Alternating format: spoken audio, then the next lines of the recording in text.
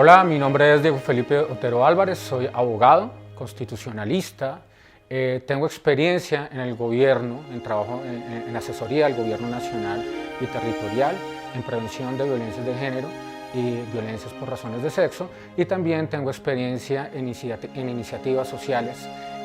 para generar los cambios en la población. Bueno, hoy vamos a hablar sobre este tema que tanto cuesta a los emprendedores sociales y emprendedores sociales que se encuentran trabajando en el medio del arte, y es saber cómo cobrar y saber cómo valorar su trabajo. Algo que hay que partir cuando hablamos de cómo vender y cómo valorar el trabajo es tener en cuenta qué es ese servicio, cuál es ese talento, cuál es ese plus que podemos dar, ¿no? O cómo lo que vendemos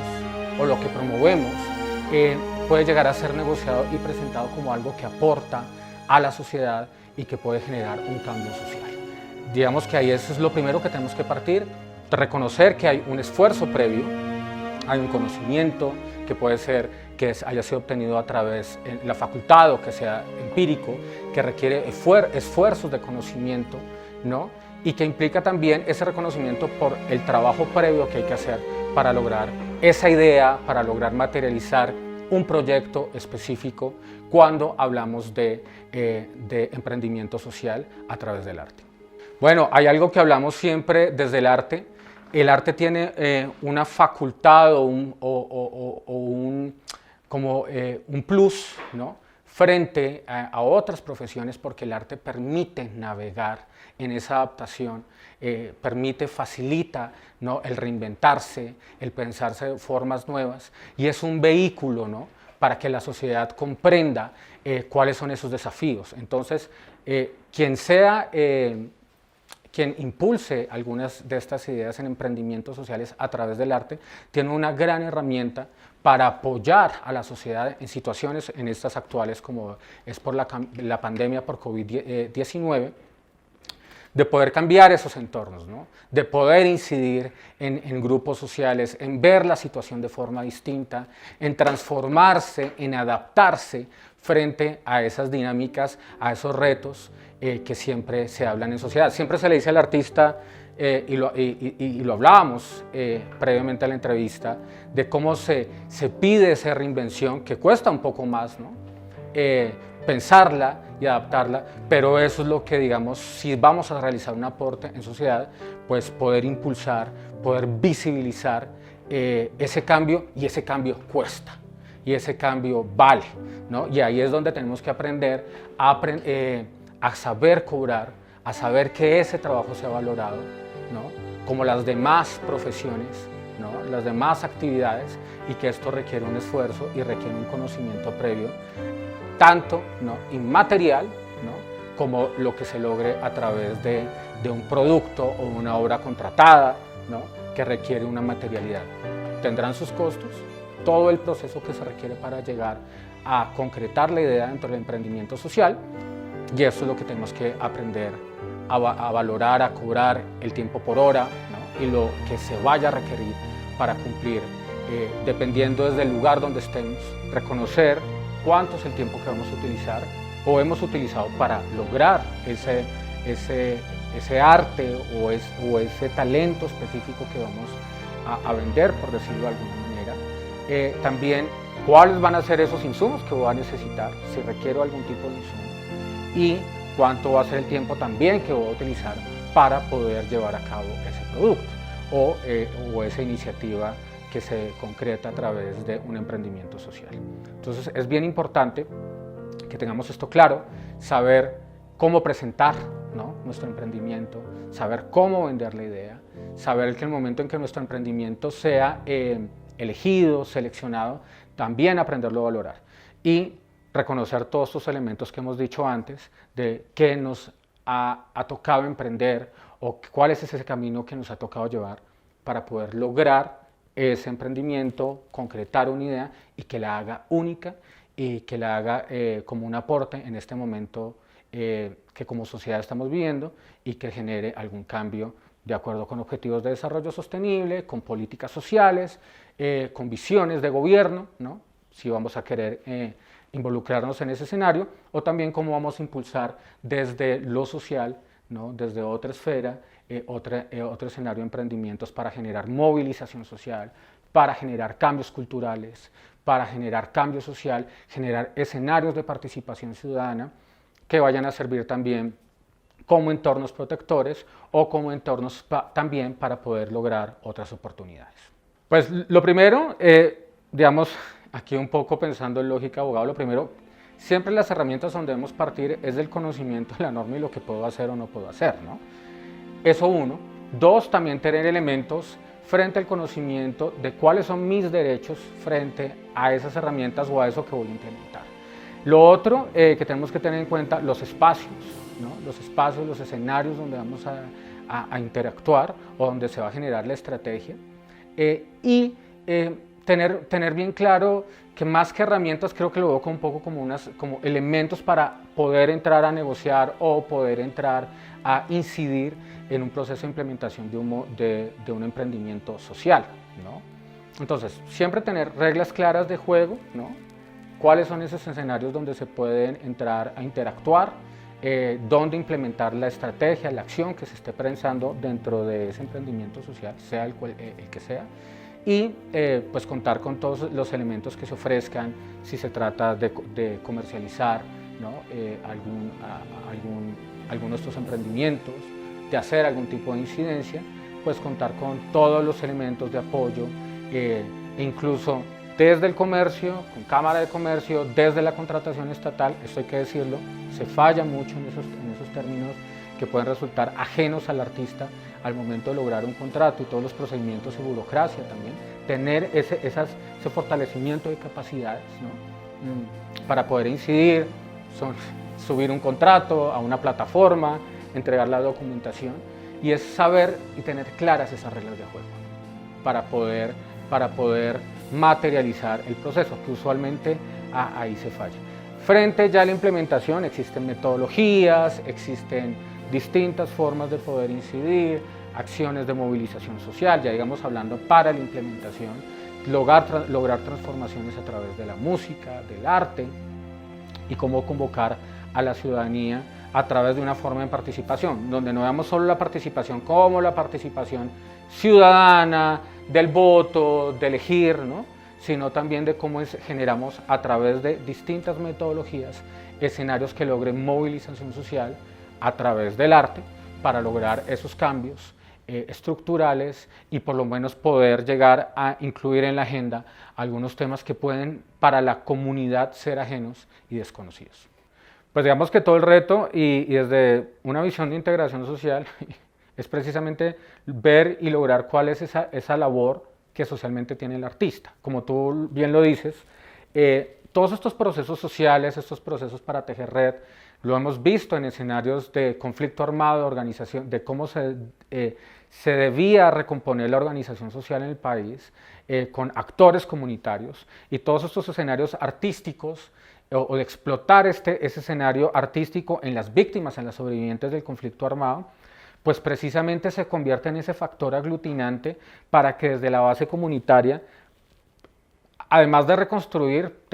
se pueda tejer, ¿no? O se pueda hacer un nuevo tejido social, donde se empiece a generar todo un proceso, no solo de atención psicosocial, sino también para poder sanar heridas, digamos que eso es lo que nos ha dado el conflicto armado, digamos todas esas iniciativas después del conflicto armado. Entonces, lo primero que hay que hacer es revivir, uno, el respeto también por el líder comunitario, ¿no? De cómo cómo podemos apalancar desde el arte muchas iniciativas que permitan generar ese tejido social. Y lo digo, esa es una estrategia promocional y de prevención de muchos escenarios de vulneración de derechos, ¿no? Entonces, sí es a partir de ahí de tener los elementos para poder incidir, para poder vincular el movimiento social con el arte, para lograr esa visibilidad y generar los cambios en territorio, para lograr además ciertos escenarios de incidencia y, como lo decía ahora, también lograr escenarios que generen factores protectores, no solo frente a niños, niñas, jóvenes, sino también distintos miembros de la comunidad, adultos mayores, personas adultas, frente a no la gestión del derecho, pero sí al ejercicio de los derechos humanos y los derechos fundamentales. Es el artista quien crea, es el que le tiene que dar el valor a la obra, teniendo en cuenta todos estos elementos, uno, del conocimiento previo, de dónde, cuál es ese trasegar, cuál es ese camino que tuve que seguir para lograr esa obra que estoy haciendo, o ese plus, o esa metodología, o ese aporte, lo que vaya a requerir, así como insumos, como el tiempo que requiero para poder concretar esa obra. Y desde ahí, ese punto de vista, es cada quien, el artista, el que tiene que aprender a decir, mi obra, mi trabajo cuesta esto. Y saberlo negociar y saberlo presentar a los distintos actores que estén interesados o interesadas en promover este movimiento, ¿no? Entonces, es el artista quien tiene, y aprender a negociarlo también, ¿no? Tampoco infravalorar el trabajo, pero también decir y dar un valor tanto a mi conocimiento previo, como también a la obra que puede ser de mi conocimiento, que me pueden estar contratando para lograr, ¿no? Entonces, caben en cada una y uno de los artistas que quieran emprender y generar estos cambios, saber cómo negociar, saber cómo cobrar, porque hay que decirlo así, cuánto cobrar, o si se trata de un contrato, saber tasarlo y calcularlo, así toque por hora, por tiempo utilizado, cuánto podría adquirir o lograr por su trabajo.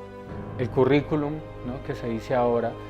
pero ustedes los artistas lo hablan más también desde un book, desde una memoria, ¿no?, de todo lo que tengan certificados, que tengan premios, reconocimientos, ¿no? Toda esa experiencia previa que como artista le está dando a ese trabajo, a ese plus, ¿no?, que es tan válido como las demás profesiones, como los demás trabajos. Y además, pues, sobre todo teniendo en cuenta cuál va a ser ese impacto que voy a lograr con mi emprendimiento social, con mi conocimiento y con el valor, con lo que los recursos que he involucrado también para poderlo hacer. Entender que no es una actividad, no es una profesión, ¿no?, que deba ser infravalorada por los demás digamos, fuentes de conocimiento de los demás profesionales o quienes ejerzan alguna actividad, porque es tan valiosa como otras actividades dependiendo de los roles que cumplimos socialmente. Fundamental, se cometen muchos errores. Lo primero, siempre, si tenemos conocimiento de nuestro trabajo, mostrar plena seguridad, ¿no?, sobre cuál es esa trayectoria, saberla presentar y tener conocimiento o digamos, estar seguro de lo que se está presentando, ¿no? La persona estar completamente segura de su conocimiento, del aporte que está haciendo y si realmente, si está presentándose una entrevista, cómo su conocimiento va a aportar a ese trabajo que está siendo solicitado. Se cometen muchos errores, infravalorarse, eso es algo que jamás podemos hacer en una entrevista. Usted siempre tiene que ser la persona, si concuerda con la convocatoria y si cumple con su perfil, que eso es algo también que hay que tenerlo en cuenta, si me estoy presentando algo que se acomoda, se amolda a mi perfil, pues siempre presentarse como que soy esa persona que se requiere para cumplir los objetivos del proyecto en el cual me estoy presentando, ¿no? Ser siempre seguro, segura, ¿no?, en la forma como nos estamos presentando frente a las personas que nos entrevistan. Y yo siempre doy un consejo, contestar siempre en la entrevista lo que nos están preguntando, porque se suele uno ir, y esto es una dinámica en un diálogo, por las ramas, ¿no?, y terminamos distrayendo la conversación o distrayendo la entrevista y no logramos los objetivos. Siempre tener claro hacia dónde me estoy presentando, en qué o ante quién, ¿no?, si es una autoridad del distrito, de un municipio, del orden nacional, quién me va a contratar, porque a veces eso también se ve en el momento de negociar o de presentar un proyecto o de iniciar un proceso de contratación, donde no se tiene conocimiento también a cuál es esa autoridad donde estoy llegando o cuál es esa organización donde estoy llegando, cuál es su historia y saber dentro de esa historia cómo voy a aportar dentro de lo que yo ya tengo, mi conocimiento, cuál es ese plus que le voy a dar a una organización, le voy a dar a una autoridad o voy a dar a un proyecto específico. Bueno, lo primero, Lo primero, ya nadie está leyendo estas hojas de vida extensas, tener un muy buen currículum resumido, donde estén sus capacidades, su experiencia, su formación y el plus. El plus que permita a una persona que esté seleccionando dentro de un proceso, decir, esa es la persona que necesito, esta persona cumple con el perfil, esta persona puede aportar a un proceso y pues uno que sea claro al momento de llegar a una entrevista y pues que se pueda defender o se pueda sustentar mejor en una entrevista de trabajo. No soy tan amigo de esto de tener como un outfit o una forma de estar vestido, pero depende también, depende ante quién me estoy presentando, depende si es una organización social, puede ser que si yo llegue con corbata y traje, esto puede generar alguna resistencia, pero si estoy trabajando, dependiendo si es un actor diplomático o una agencia de cooperación, tener algo un poco más relajado. Eso es importante sobre todo para transmitirlo. Sin embargo, algo que yo sí siempre estoy llamado que a uno, por eso no soy amigo de las hojas de vida con foto, a uno lo tienen que llamar por su talento, no por la forma como se ve, y hacia allá tenemos que evolucionar. Yo soy abogado y me encantaría en algún momento tener un moicano y un piercing y presentarme más por, ¿no?, la forma como, o el plus que estoy dando y mi conocimiento por la forma como me veo. Sin embargo, yo más que eso siempre insisto, siempre que nos vean seguros y seguras de lo que estamos diciendo, de lo que estamos vendiendo, que se note esa trayectoria, ¿no?, ese conocimiento previo, frente a cuál es ese plus, cuál es ese conocimiento que estoy dando, tanto para iniciar un proceso de contratación o para vender una idea, sea en un proyecto social o en este tipo de emprendimientos, ¿no? Siempre, creo que ante todo la mayor herramienta es mostrar seguridad de nuestro trabajo y de lo que somos. Y ahí sí, digamos, no existirán fórmulas ganadoras ni un checklist, pero digamos que ante una actitud ganadora, en ese sentido, frente a algo que existe y es convalidable o validable, por decirlo de alguna manera, frente a ese conocimiento, se va ganando en el momento de promover una iniciativa o ingresar a una institución o a una organización. Bueno, hay elementos, ¿no?, o hay momentos, perdón, no regalar su trabajo, ser muy cuidadoso. Sabemos que pueden haber desarrollos, metodologías, ¿no?, formas de dar a conocer algún proceso a través del arte. Sí, dar algunos elementos, darlos a conocer, sobre todo como los plus que siempre vamos a estar entregando, pero sí ser muy cuidadosos por el respeto y cuidar esa propiedad intelectual, ¿no? Porque no se trata de no darse a conocer, pero no de entregar una obra que después sea utilizada y pues no se ha respetado esos derechos patrimoniales de ese derecho moral de autor. Sin embargo, puede ocurrir también que me contraten para dar una metodología, pero yo estoy vendiendo mi capacidad, ¿no?, y mi formación, incluso mi talento, para poder generar estos procesos sociales. Entonces aquí tendremos que ver siempre cómo proteger esa obra, si ya la tenemos, cómo proteger una metodología, cómo poder proteger y no entregar directamente el proceso. Pero también sí tenemos que ser suficientemente estratégicos y estratégicas para vender la idea, ¿no? Porque de alguna manera tienen que conocer nuestro trabajo, porque si somos totalmente herméticas o herméticos, para esto pues no podemos conocerlo. Existen elementos, existen herramientas jurídicas, ¿no?, para poder proteger la obra, ¿no?, claridades al momento cuando se inician este tipo de procesos, que permitan pues también generar, o acuerdos que se pueden realizar para proteger la propiedad intelectual al momento de entrar en una negociación o de un proceso o un concurso. Pues ahí ya depende de cada quien medir como ese riesgo, ¿no? Entonces en muchas convocatorias se solicita a las personas que se van a presentar que entreguen todas las metodologías, una planeación estratégica con unos momentos. Siempre manifestarlo, yo siempre aconsejo manifestarlo a la persona que se va a contratar. En la propuesta, e incluso cuando se entregue la propuesta, dejar la salvedad que existen unos derechos patrimoniales, unos derechos morales sobre esta obra y que se pone en conocimiento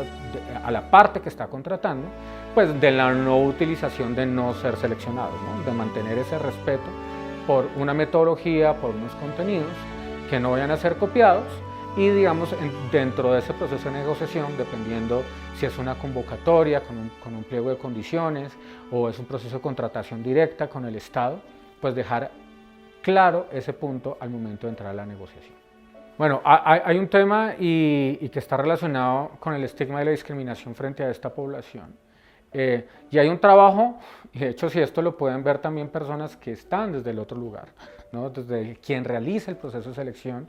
Lo primero es deshacerse de estos elementos prejuiciosos y discriminatorios frente a esta población. Son personas como todas las demás personas que cuentan con unos talentos, con unas capacidades de incidencia y donde, voy a decirlo, no es desconocer su tránsito. Entonces aquí se tiene que partir de reconocer que hay personas que tienen sus propios talentos, sus propias capacidades y donde no es por desconocer ese tránsito de la persona, pero ese criterio no debería importar. O sea, si alguien sea trans, sea una persona con discapacidad, sea, no sé, una mujer, un hombre, independientemente de su orientación, de su identidad de género, pues siempre debe ser validado por quien va a seleccionar, libre de estereotipos e imaginarios, ¿no? Y de estigma y discriminación, porque si yo aplico el estereotipo, aplico el imaginario, lo uso en el momento de la selección, pues ya estoy discriminando. ¿Por qué? Porque utilizo un criterio, eso la Corte Constitucional lo ha llamado un criterio sospechoso de discriminación, para lograr analizar alguna propuesta que de alguna manera entre en un proceso, en un concurso de méritos o en una convocatoria, donde finalmente para quien seleccione ese no debe ser un criterio, ¿no?, a tener en cuenta para aprobar o implementar una propuesta o un emprendimiento social. Ahora bien, siempre no soy una persona trans, entonces no tengo esa vivencia. Sí he sido cercano y he conocido muchos escenarios de discriminación y lo que yo siempre recomiendo es siempre, pues parémonos dentro del derecho, ¿no? A no ser discriminados, estigmatizadas por una opción de vida, ¿no?, que hace parte de su intimidad y frente, pues sí, si en algún momento hace parte del movimiento y exteriorizarlo, pues bienvenidísimo, ¿no?, porque ahí sí es una expresión y hace parte de mi ejercicio individual, íntimo y autónomo. Y siempre defender su derecho, sus posturas, pero no acudiendo, y aquí es donde yo vuelvo y digo, no acudiendo también a ese factor, ¿no?, sino siempre validando sus capacidades, su conocimiento, como todos los demás. Y ese será un factor individual que el momento en cuando sea vulnerado, pues sí, entrar a defenderlo para no ser discriminado por ese factor. Pero siempre vendernos con el talento, con las capacidades, con el conocimiento y teniendo en cuenta que voy a dar un plus a un proyecto específico, donde ese factor, no por no reconocer su transición, sino donde ese factor deba ser irrelevante, ¿no?, al momento de entrar a postularse u obtener, ¿no?, la promoción o el impulso de un emprendimiento social.